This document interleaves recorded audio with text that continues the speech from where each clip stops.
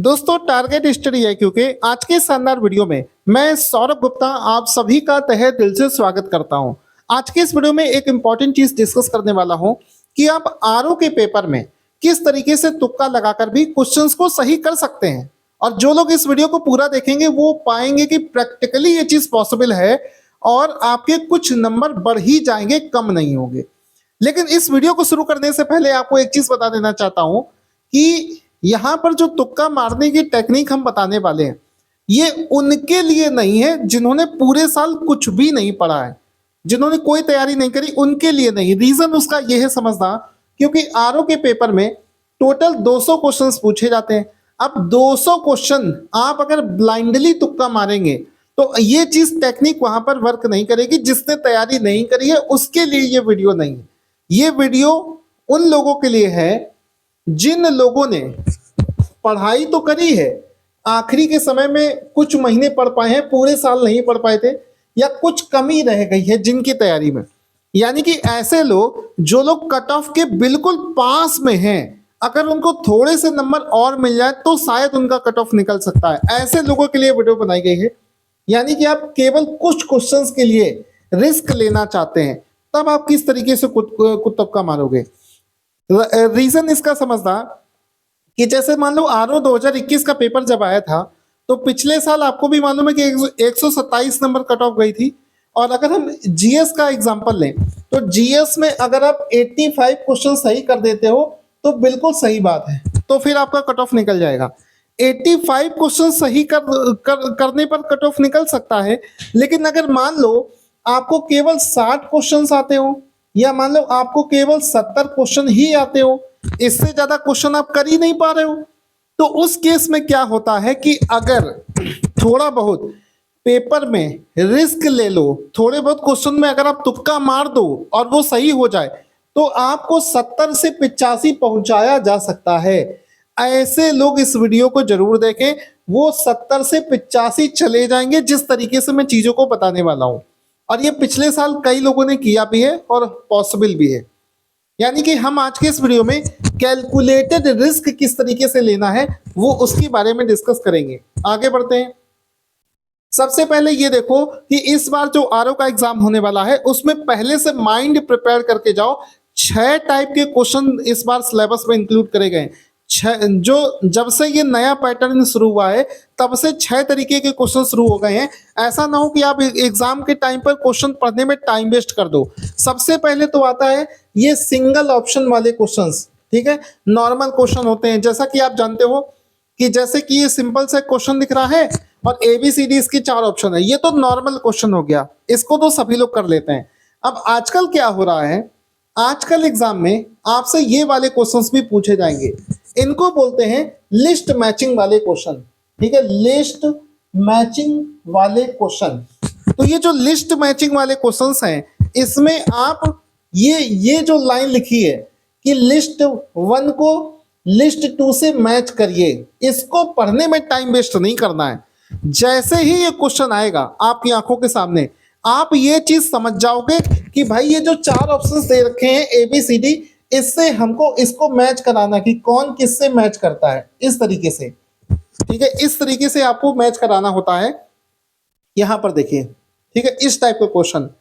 तो यहां पर इस टाइप के क्वेश्चन जब भी आंखों के सामने आएंगे तो आपको करना क्या है, अभी मैं सारे टाइप के क्वेश्चन दिखाऊंगा, क्योंकि इस टाइप के क्वेश्चन अगर अचानक से आप देखोगे तो विश्वास मानो, एक तो आपके अंदर घबराहट पैदा होगी और दूसरी चीज आपको समझ ही नहीं आएगा करना क्या है। आधे से ज्यादा समय तो आप इसको बर्बाद कर दोगे इस चीज में ये समझने में कि इस क्वेश्चन में करना क्या होता है।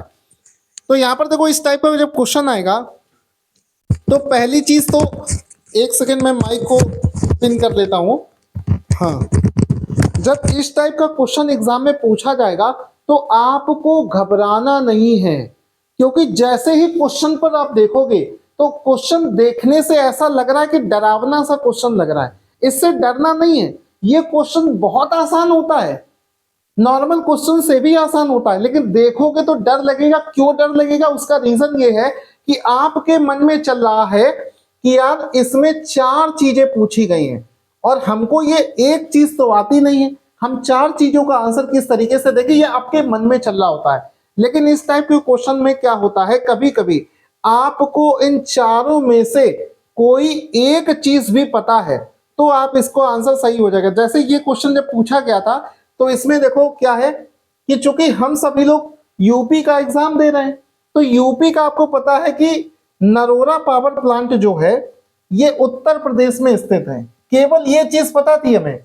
और केवल एक चीज पता है हमको, ना ये पता था, ना ये पता है, ना ये पता है, केवल एक चीज पता थी। ऑप्शन में आप देखो डी का वन यहां नहीं दे रखा है, यहां नहीं दे रखा है, यहां नहीं दे रखा है, केवल एक ऐसा ऑप्शन है जिसमें डी का वन दे रखा है। इसका मतलब क्या हुआ, ये यूपी पीसीएस का क्वेश्चन है, आप समझिए यूपी पीसीएस लेवल के क्वेश्चन है ये। इसका मतलब ये हुआ कि इस टाइप के क्वेश्चन जब आए तो इसमें घबराना नहीं है, दिमाग से काम लेना है। चारों ऑप्शंस को देखो, इनमें से जो एक चीज आती है सिर्फ उसी को ही अगर कर दोगे तो भी इसके हल होने के चांसेस रहते हैं। ठीक है, कभी कभी हो सकता है ना भी ऐसा हो, लेकिन ज्यादातर ऐसा होता है एक चीज भी अगर आप आती है तो आपका आंसर यहां से सही हो गया। ठीक है, दूसरी चीज इसमें समझो, दूसरा क्या हो सकता है कि मान लो एक ऑप्शन से ना सही हो रहा हो, तो हो सकता है कि आपको कोई दूसरा एक और ऑप्शन मालूम हो, दो ऑप्शन आपको ना मालूम हो लेकिन दो मालूम हो, तो दो से भी सॉल्व हो जाता है, एक से हो सकता है या दो से सॉल्व हो जाएगा। तीसरा इसमें एक मेथड आप यूज करना हमेशा, आप हमेशा क्वेश्चन को डायरेक्ट अप्रोच से ना करो, आप ये भी तो सोच सकते हो कि इसको ऑप्शन इलिमिनेशन मेथड से भी सही किया जा सकता है। यानी कि आप इसमें देखो कि यहां पर दे रखा है ए का 1, बी का 2, सी का 3, डी का 4, तो इसको मैच कराओ और तब आप पाओगे कि नहीं ये तो हो ही नहीं सकता, ये तो हो ही नहीं सकता, तब उस केस में आप जो है सही आंसर को चूज कर सकते हो। यानी कि आपको ऑप्शन इलिमिनेशन मेथड का भी यहां पर इस्तेमाल करना है।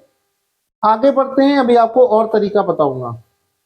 यहां पर देखो, अगला जो क्वेश्चन एक टाइप पूछा जाता है आरओ के पेपर में, वो क्या पूछा जाता है, एक स्टेट का नाम दिया है और उस राज्य में जो गर्म झरने हैं उनका नाम दिया है। कह रहा है कि इनमें से ये जो लिस्ट बनी है कौन सा मैच नहीं कर रहा है, तो ये लिस्ट मैच करानी होती है। ये मैच कर रहा होगा, ये दोनों मैच कर रहे होंगे, ये दोनों मैच कर रहे होंगे, कोई एक होगा जो मैच नहीं कर रहा होगा, वो इसका आंसर हो जाएगा। अभी मैं केवल आपको क्वेश्चन का टाइप बता रहा हूं कि कौन कौन से टाइप के क्वेश्चन आपको एग्जाम में मिल सकते हैं। इसके बाद में देखो ये वाला क्वेश्चन आपको दिख रहा है, एक क्वेश्चन पूछा जाता है कथन को बड़े, छोटे या फिर काला टाइमलाइन के हिसाब से व्यवस्थित करने वाले प्रश्न।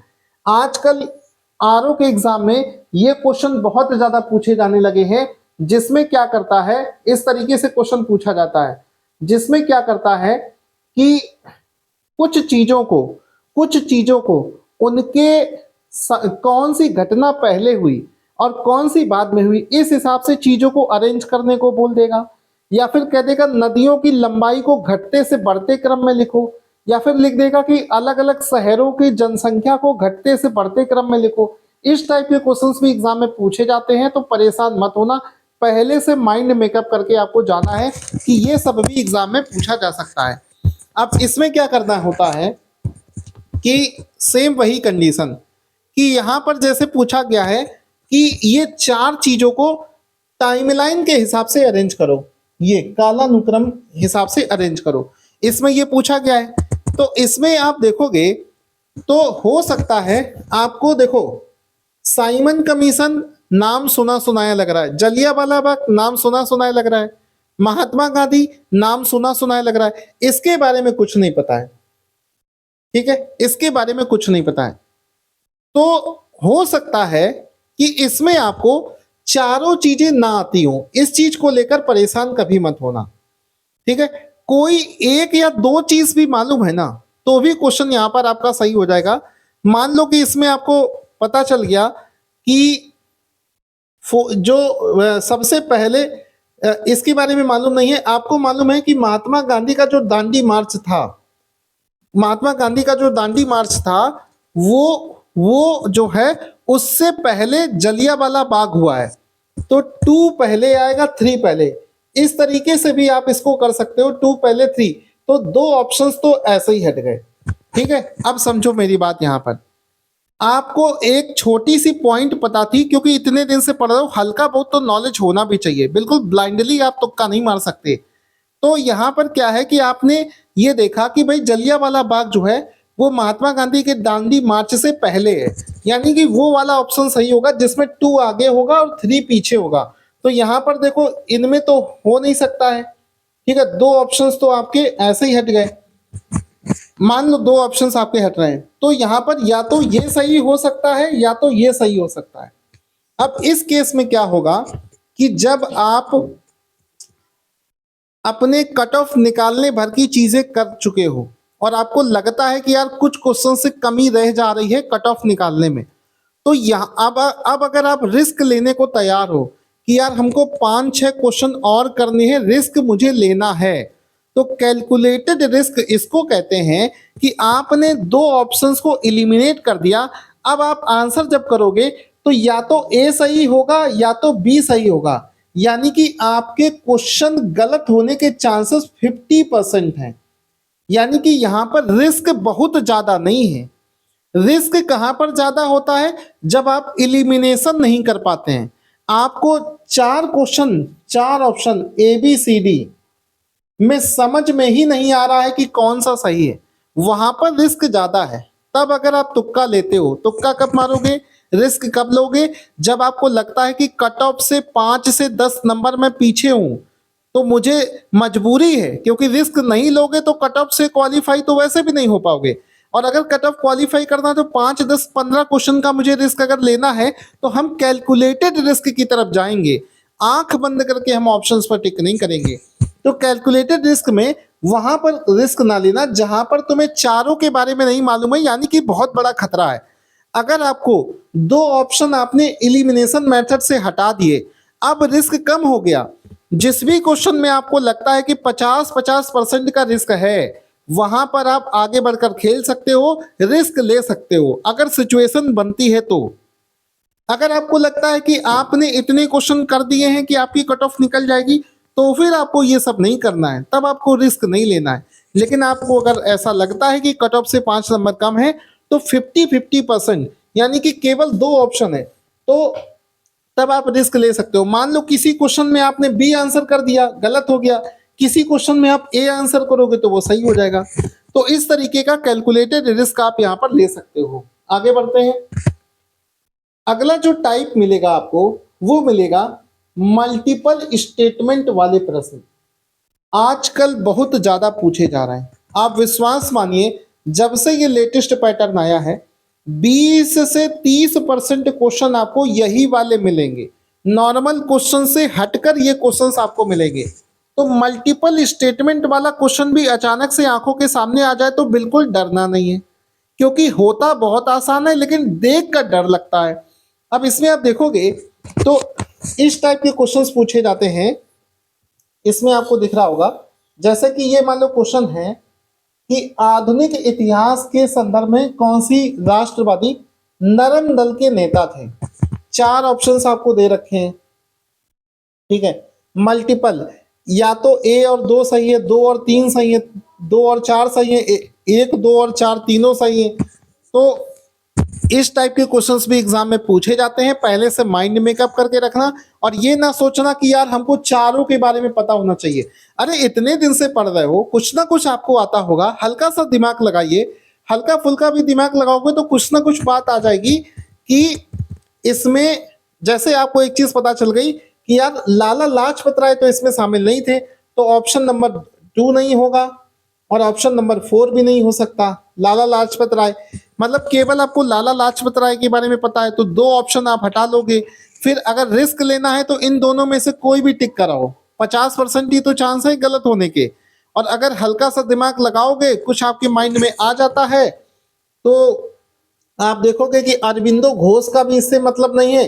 तो सीधी सी बात है कि 2 और 3, यानी कि जितने भी ये अलग टाइप के क्वेश्चन है, इसमें आपको इलिमिनेशन मेथड का भी इस्तेमाल करना है। ये भी चेक करना है कि मुझे अगर 1 या 2 चीजें आती है उससे करके देखना है। मतलब ये दोनों चीजें जब आप ट्राई करोगे तब इस टाइप का क्वेश्चन आसानी से सॉल्व हो जाता है। ठीक है, आगे बढ़ते हैं। इसके बाद में आगे बढ़ते हैं। यहां पर देखो, अगला जो क्वेश्चन है जिसको ज्यादातर लोग गलत करके आते हैं, वो क्वेश्चन है कि ऐसे क्वेश्चंस जिसमें नहीं लगा होता है। जैसे क्वेश्चन है, निम्नलिखित में से कौन सा शब्द हमारे संविधान की प्रस्तावना में नहीं लिखा है, और आप इसको जो है इस टाइप के क्वेश्चन को करने के लिए इसको नहीं को इस तरीके से सर्कल कर दिया करो, क्योंकि आप जल्दी से पढ़ोगे इनमें से कौन सा शब्द हमारी संविधान की प्रस्तावना में है, आप जल्दी से इस पर टिक कर दो कि आगे बढ़ जाओगे। गलत हो गया, क्योंकि यहां पर पूछा गया था नहीं है, और ऐसे क्वेश्चंस भटकाने के लिए जरूर दिए जाते हैं। अच्छे अच्छे बच्चे जिनको जीएस बहुत अच्छा आता है वो सब ये गलती ज्यादा करते हैं। तो इसमें ध्यान देना कि पूछा गया है नहीं, तो ऑप्शन नंबर डी इसका राइट आंसर होगा। डी आसान क्वेश्चन है, गलत नहीं करना है इस टाइप के क्वेश्चन। अगला जो क्वेश्चन बनता है वो बनता है कथन और कारण वाले क्वेश्चन, जिनको आप लोग सबसे ज्यादा कठिन मानते हैं। कथन और कारण वाला, कथन और कारण वाले क्वेश्चन को देखकर भी डरना नहीं है। भले आपने चीजें ना पढ़ रखी हो, कभी कभी ये कॉमन सेंस का भी इस्तेमाल करके हो जाता है। इसमें क्या होता है, इसमें ये पूछा जाता है कि आपको बोला जाएगा एक कथन दे रखा है और एक उसका तर्क दे रखा है, कारण दे रखा है, असर्शन रीजन, दो स्टेटमेंट दे रखे हैं। तो पहला तो ऑप्शन कहेगा, पहला ऑप्शन कहता है कि ये भी सही है, ये भी सही है, ए और आर दोनों स्टेटमेंट सही हैं, और आर जो है वो कथन की सही से व्याख्या करता है। दूसरा ऑप्शन इसमें होता है, हमेशा होता है कि ए और आर दोनों सत्य हैं, लेकिन जो आर है वो ए को सही से एक्सप्लेन नहीं कर रहा है। तीसरा है कि ए गलत है, ए गलत है, आर सही है, और चौथा है ए सही है, आर गलत है। वो तो आसान है। फॉर एग्जाम्पल इस क्वेश्चन में पूछा गया है अच्छे स्वास्थ्य